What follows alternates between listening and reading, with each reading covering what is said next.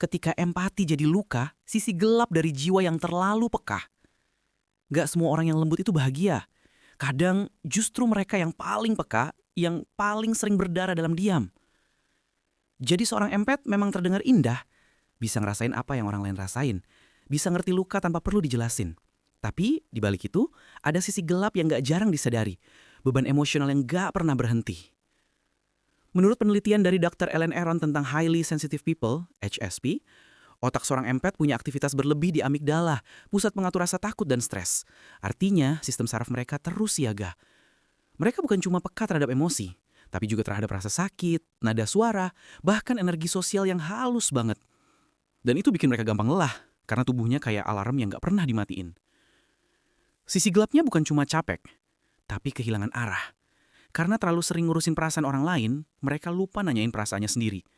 Lama-lama, mereka nggak tahu lagi mana rasa milik mereka, mana yang bukan. Carl yang pernah bilang, ketika empati lo nggak punya batas, lo berhenti jadi diri sendiri. Dan itu yang banyak terjadi. Empat yang nggak bisa pasang batas akhirnya jadi cermin retak. Mereka nyerap semua luka, tapi nggak pernah sempat nyembuhin diri sendiri. Akibatnya banyak empat hidup dengan kelelahan batin yang samar. Bukan karena lemah, tapi karena terlalu sering jadi tempat berlabuh bagi jiwa yang tenggelam.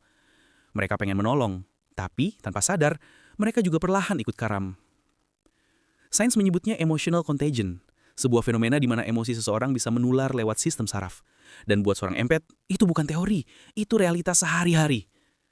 Mereka bisa ngerasain marah, takut, bahkan sedih yang bukan milik mereka sendiri.